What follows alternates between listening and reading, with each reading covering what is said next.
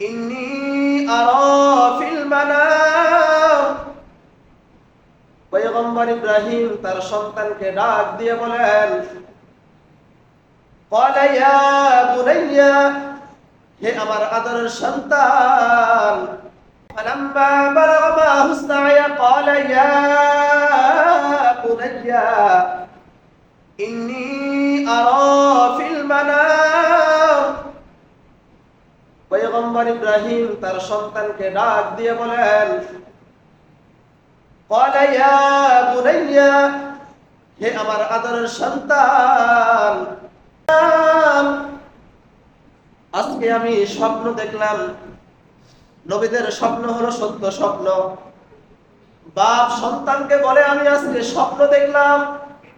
কি স্বপ্ন দেখেছেন? আল্লাহ তা বলেন, ইন্নী আযবাহুকা, স্বপ্নের মধ্যে আমি তোমাকে জবাই করতেছি। পয়গম্বর ইব্রাহিম বলেন, ফানজুর মাযা তারা, বাবা ইব্রাহিমের কেমন ব্যথা। আল্লাহ তাআলা বৃদ্ধ বয়সে একটা সন্তান দান করলেন। সন্তান দেওয়ার পর যখন সন্তানের প্রতি মায়া মমতা আরো বেড়ে গেল, এমত অবস্থায় পয়গম্বর বলেন, ক্বালা ইয়া বুনাইয়া ইন্নী আরা ফিল মানাম, হে আমার আদরের পুত্র, আদরের সন্তান, আমি স্বপ্নের মধ্যে দেখতেছি, ইন্নী আযবাহুকা, আমি পয়গম্বর নিজ হাতে তোমাকে জবাই করতেছি। ফানজুর মাযা তারা, পয়গম্বর তার সন্তানকে বলেন, তোমার কি মতামত একটু আমাকে জানিয়ে দাও।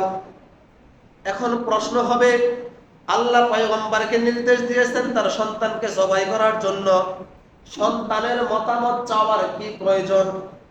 মুফাসসিরিনে কেরাম এর ব্যাখ্যা করেছেন, পয়গম্বর ইব্রাহিম তার ছেলেকে পরীক্ষা করতে চেয়েছেন যে ছেলে আল্লাহর হুকুম, আল্লাহর আদেশ আদায় করার জন্য কতটুকু প্রস্তুত রয়েছে। এরপরে ফানজুর মাযা তারা, পয়গম্বর বললেন, সন্তানকে বললেন, তোমার কি মতামত সেটা আমাকে জানিয়ে দাও। পয়গম্বর ইসমাঈল আলাইহিস সালাতু ওয়াস সালাম ডাক দিয়ে বললেন, ক্বালা ইয়া আবাতি ফাআল মা তু'মার, ক্বালা ইয়া আবাতি ফাআল মা তু'মার। কেমন নবী, কেমন সন্তান, কেমন বাবা, কেমন সন্তান। ছোট্ট সন্তান বাবাকে ডাক দিয়ে বলে, ক্বালা ইয়া আবাতি ফাআল মা তু'মার, বাবা আপনি যা দেখেছেন, আপনি স্বপ্নের মধ্যে যা দেখেছেন, আপনি তা বাস্তবায়ন করে ফেলেন।